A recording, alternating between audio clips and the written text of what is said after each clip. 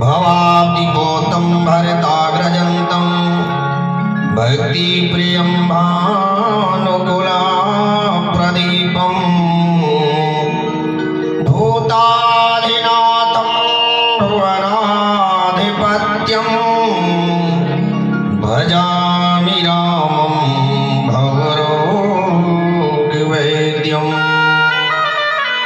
अपने अपने घर की सविका हो पीर, और जिन्हें पीर सब घर की धन्य धन्य रघुवीर। भक्ति भक्त भगवंत गुरु चतुर नाम बपुएगा, जिनके पद वंदन किए नासत वीर अनेक। अज्ञान तिमिरान्धस्य ज्ञानाञ्जनशलाकया चक्षुरुन्मीलितं येन तस्मै श्री गुरुवे नमः। सिया राम जो के पद कमल बारंबार मना, गुणगाऊं सिया राम के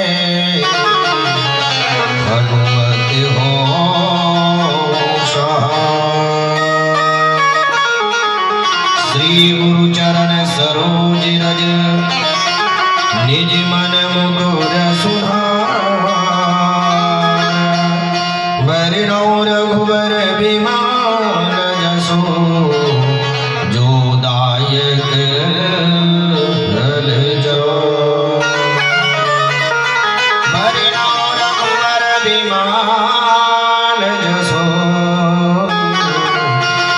जो दायक फल जो। भोले भक्तवत्सल भगवान की जय हो। श्री राधा रानी महारानी की जय हो। श्री सीताराम जी महाराज की जय हो। श्री गौरी शंकर भगवान की जय हो। श्री हनुमान जी महाराज की जय। जय सीताराम, जय जय राधे श्याम। नमः पार्वती पतये हर हर महादेव।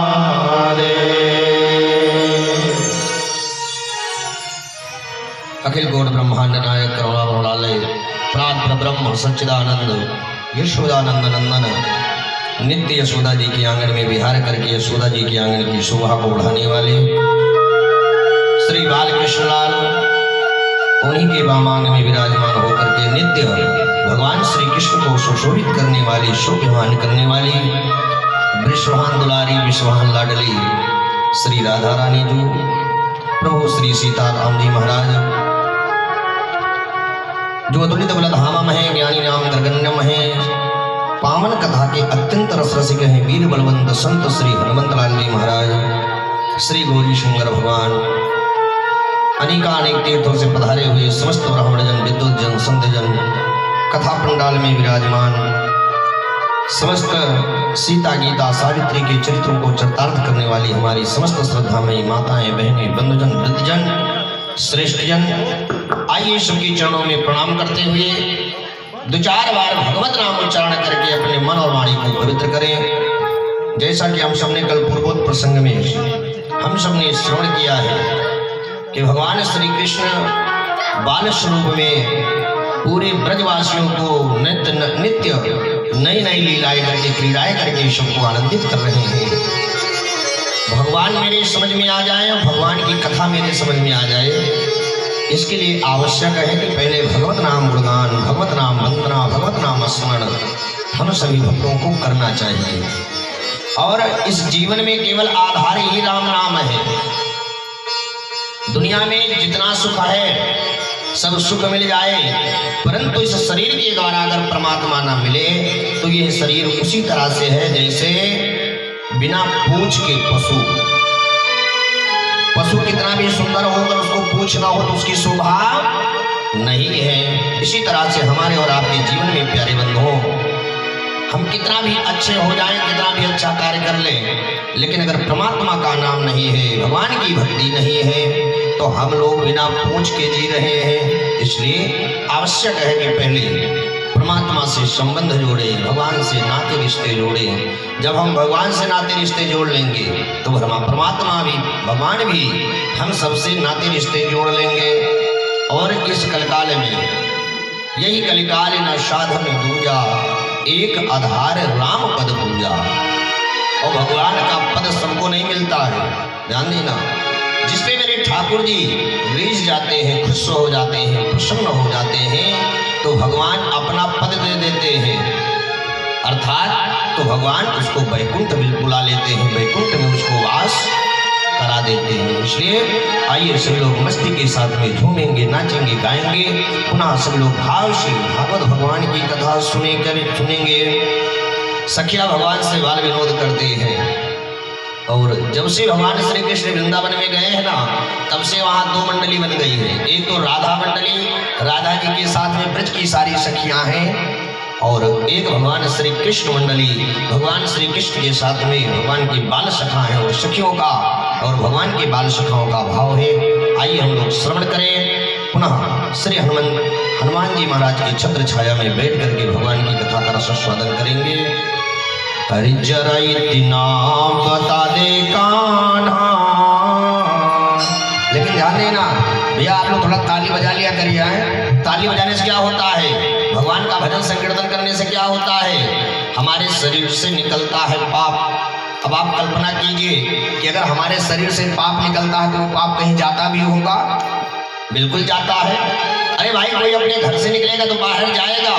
इसी तरह से हमारे शरीर में जो पाप है वो पाप निकलता है। और जो कथा पंडाल में, संकीर्तन में, भगवत नाम सुमिरन में बैठ करके भगवान का भजन नहीं करते हैं, वो पाप जा करके उसी की खोपड़ी पे बैठ जाता है। तो भैया थोड़ा ध्यान दीजिएगा, किसी पड़ोसी का पाप आपके ऊपर ना आ जाए, क्योंकि जो बोलेगा उसके शरीर से निकलेगा पाप, और जो नहीं बोलेगा, ताली नहीं बजाएगा, उसके ऊपर जा करके बैठ जाएगा। तो पड़ोसी का पाप कारण आपके सर पे ना आ जाए, इसलिए सभी लोग भाव से ताली बजाते हुए भगवत नाम संकीर्तन करेंगे। बोलो कृष्ण चंद्र भगवान की। सखिया भगवान से बाल विनोद करते हैं कि जरा इतना बता दे कान्हा। क्या?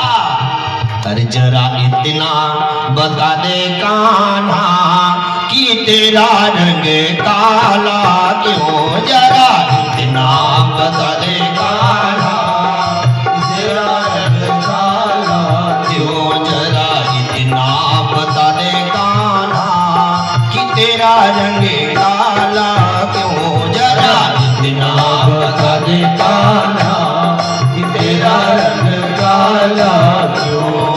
काला हो करके जग से निराला क्यों। काला हो करके जग से निराला क्यों। काला हो करके जग से निराला क्यों। काला हो करके जग से निराला क्यों। जरा इतना बता दे कान्हा कि तेरा रंग काला क्यों। जरा इतना बता दे कान्हा कि तेरा रंग काला क्यों। जय जय।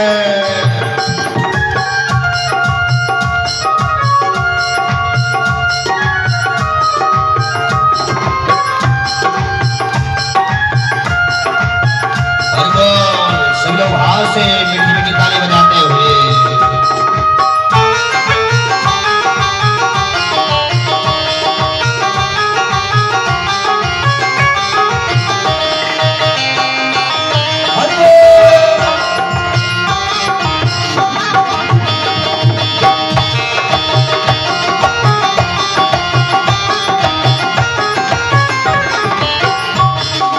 भगवान से जब सखियों ने विरोध किया तो भगवान ने उसके बहुत कारण हैं? मैं अगर काला हो गया हूं ना, अब तेरी राधा रानी गोरी है, तो मेरे काले होने के कारण है। भगवान कहते हैं मैंने काली रात में जन्म लियो, मैंने काली रात में जन्म लियो, मैंने काली रात में जन्म लियो, मैंने काली रात में जन्म लियो, मैंने काली गाय का दूध पियो, मैंने काली गाय का दूध पियो, मैंने काली गाय का दूध पियो, मैंने काली गाय का दूध पियो, मेरी कमली भी काली, मेरी कमली भी काली, इसीलिए काला मैं, कमली भी काली, इसीलिए काला मैं। जरा इतना बता दे कान्हा कि तेरा रंग काला क्यों, जरा इतना बता दे कान्हा कि तेरा रंग काला क्यों। अरबो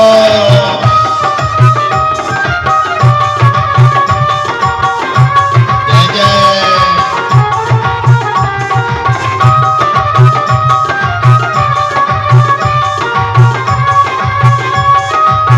श्री राधे।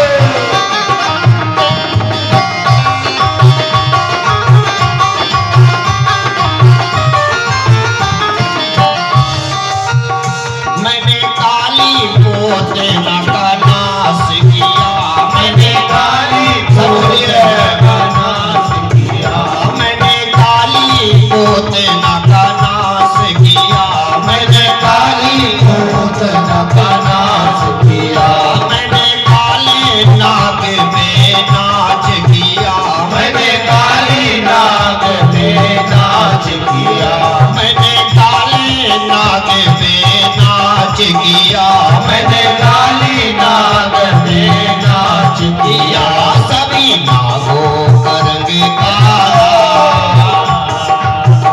भगवान कहते हैं सभी नागों का रंग काला, इसीलिए काला मैं, सभी नागों का रंग काला, इसीलिए काला क्यों। जरा इतना बता दे कान्हा कि तेरा रंग काला क्यों, जरा इतना बता दे कान्हा।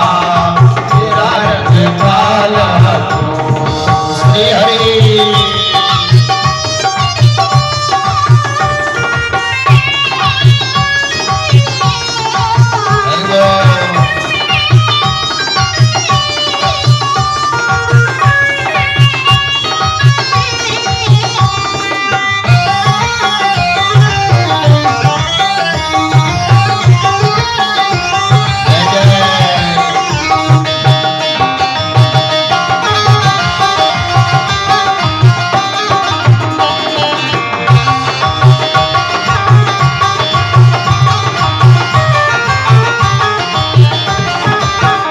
भगवान कहते हैं सखियों, अगर मैं काला हूं ना तो इसमें मेरा कोई दोष नहीं है, मुझे काला तो बनाने वाली आप सब ही हैं। सखियों ने कहा कन्हैया ये क्या बोल रहे हो?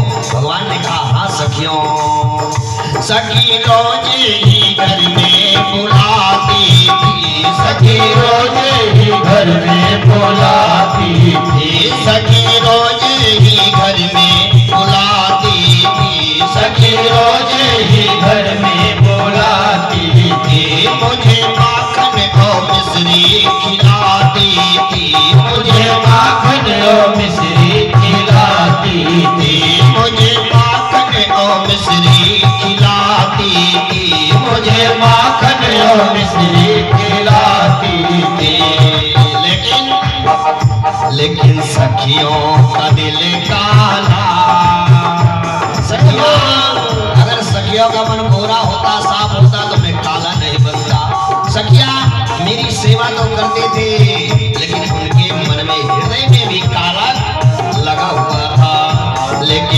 सखियों का दिल काला इसीलिए काला मैं सखियों का दिल काला इसीलिए काला मैं जरा इतना बता दे कान्हा कि तेरा रंग काला क्यों जरा इतना बता दे कान्हा कि तेरा रंग काला क्यों। जय जय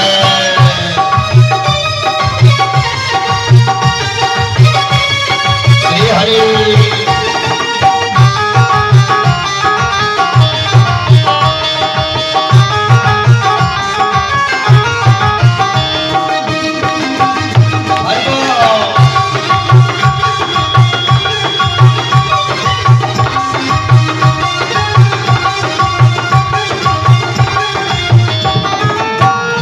और सखियों ने जो अंतिम सखियों से भगवान ने जो अंतिम बात कही उसको श्रवण कीजिएगा।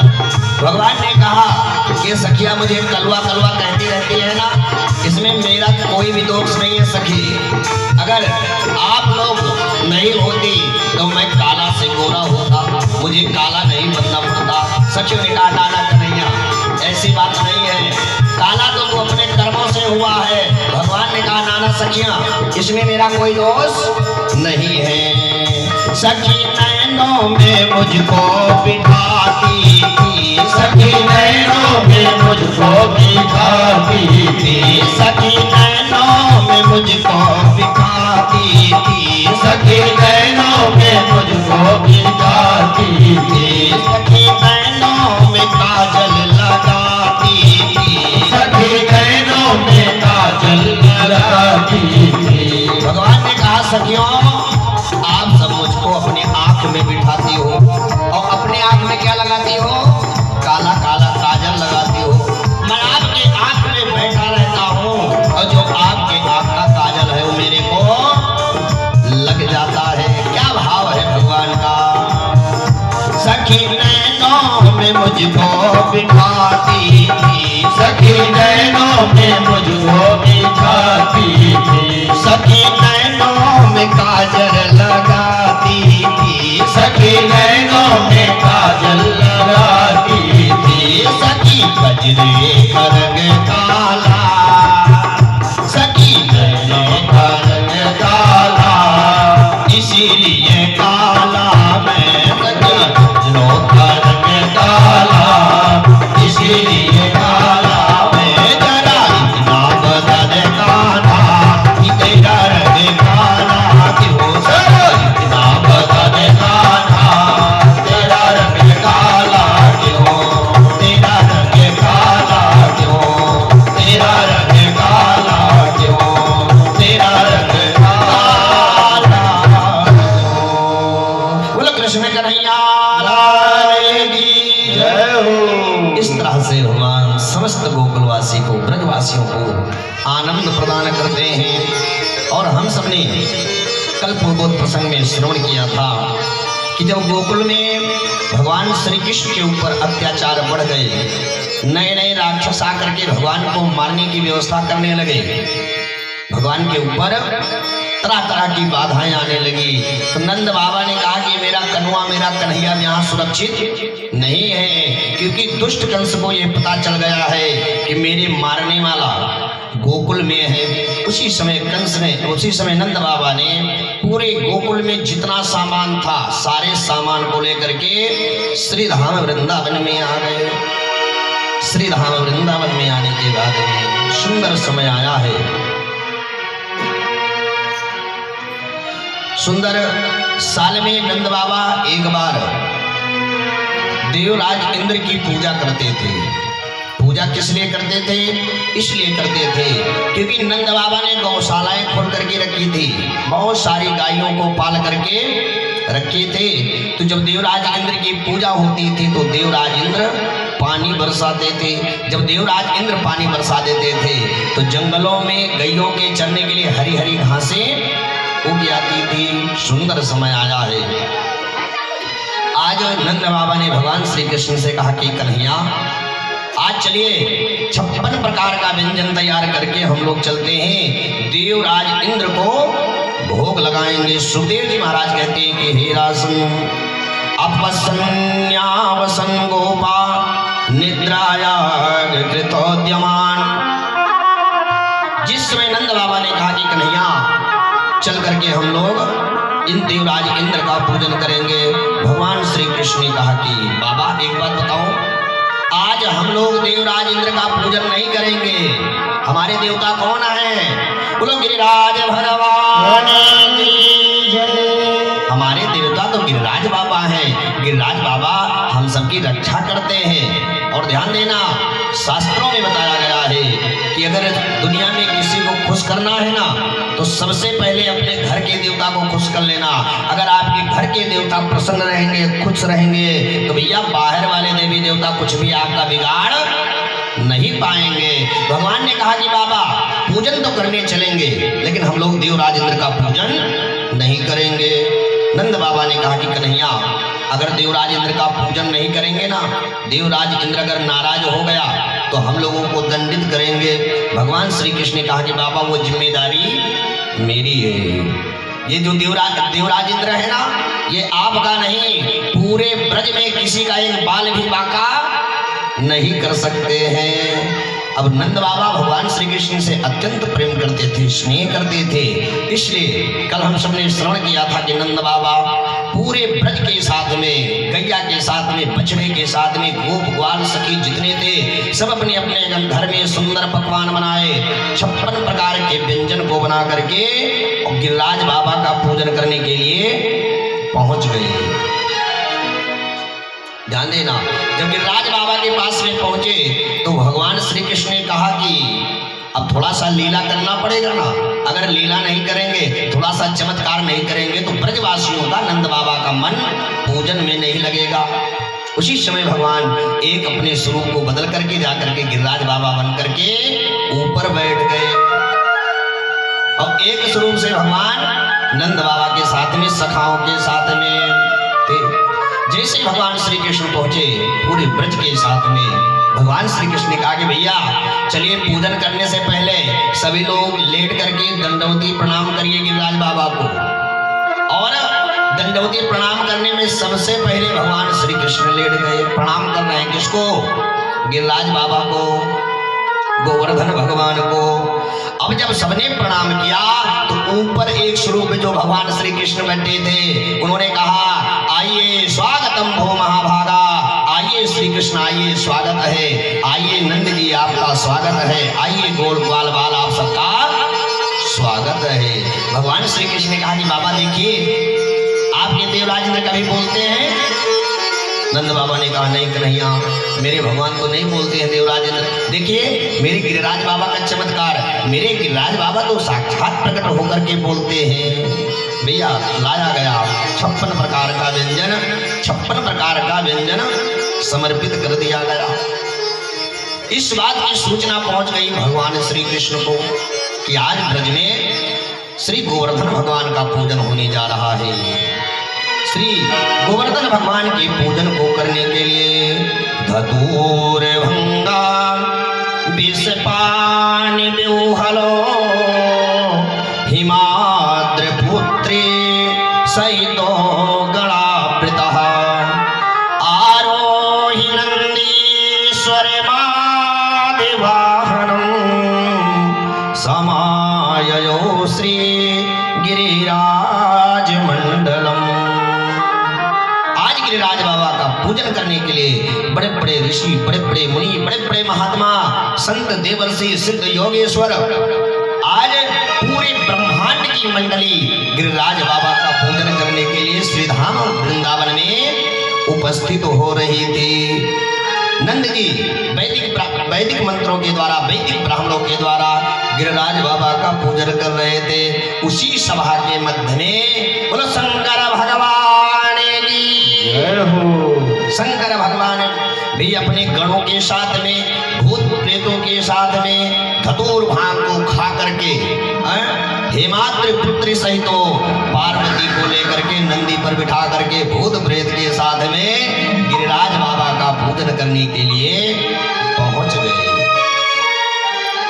तो भैया भोग कौन लगाएगा? जो सामान अपना लेकर के आया है सभी लोग अपने सामान का भोग लगाएंगे। सुंदर सुंदर पकवान से गिरिराज बाबा का पूजन चल रहा था। भोले बाबा ने भी अपनी झोली में हाथ डाला। झोली में हाथ डाल करके भोले बाबा एक सुंदर मोदक बना के लाए थे, लड्डू बना के लाए थे। क्या करने के लिए? गिरिराज बाबा को भोग लगाने के लिए। ध्यान देना, अरे भैया अगर कोई शैव संप्रदाय का होगा ना तो शैव संप्रदाय वाले क्या करेंगे? अरे भाई बेल पत्र डाल करके भोग लगाएंगे। अब कोई वैष्णव होगा तो वैष्णव तुलसी दल डाल करके भोग लगाएंगे। कोई देवी जी की आराधक होंगे तो गुड़हल का अड़हुल का फूल डाल करके भगवान को भोग लगाएंगे। भोले बाबा ने इतनी भांग खाई थी, इतनी भांग खाई थी कि भोले बाबा को होश ही नहीं रहा। डाल रहा था गिरिराज बाबा को भोग लगाते समय बेलपत्र, लेकिन भोले बाबा के झोली में कोने में पड़ा हुआ था भांग का गोला। भोले बाबा ने उसी भांग के गोले को लड्डू में रख कर करके गिरिराज बाबा का भोग लगा दिया। लो भैया गिरिराज बाबा को भोग लग गया। भांग से क्या होता है? भांग से क्या होता है? अरे भैया भांग घुमाता है, चक्कर जैसा आने लगता है। अब तो जब गिरिराज बाबा ने भांग मिले मोदक को खाया, लड्डू को खाया तो गिरिराज बाबा को नशा हो गई, गोवर्धन भगवान को नशा हो गई। गोवर्धन भगवान कभी आगे गिरते हैं, कभी इधर गिरते हैं, कभी उधर गिरते हैं। कभी गिरिराज भगवान ऊपर पहाड़ से नीचे आ जाते हैं ढकते हुए और कभी नीचे से फिर ऊपर जाते हैं। बड़ी अद्भुत लीला भगवान कर रहे हैं। ऐसे परमपिता परमात्मा की अद्भुत लीलाओं को देख करके देवता लोग आज भगवान का दिव्य दर्शन कर रहे हैं, आनंद प्रदान कर रहे हैं। सुंदर पुष्प वर्षा करके गिरिराज बाबा का ध्यान कर रहे हैं। गिरिराज बाबा की स्तुति गा रहे हैं, गिरिराज बाबा को प्रसन्न कर रहे हैं। इस तरह से श्री सुखदेव जी महाराज कहते हैं कि हे राजन, इस प्रकार भगवान को अन्नकूट किया गया, गिरिराज बाबा को पूजन किया गया, गिरिराज बाबा को भोग लगाया गया। गिरिराज बाबा तरह तरह की अपनी लीलाओं को करने लगे। श्री सुखदेव जी महाराज ने कहा कि हे राजन, सुखदेव जी बोले हे राजन, इंद्र अपनी प्राप्त पूजा को ना पा करके, अपनी परंपरागत पूजा को ना पा करके अपनों दूतों को भेजा कि भैया आज तो अन्नकूट होना चाहिए था। मुझे 56 प्रकार का व्यंजन नंद बाबा इसी दिन लगाता था, लेकिन आज मेरा भोग नहीं लगाया गया। जाकर के देखो कि नंद के यहाँ तो सब सकुशल है,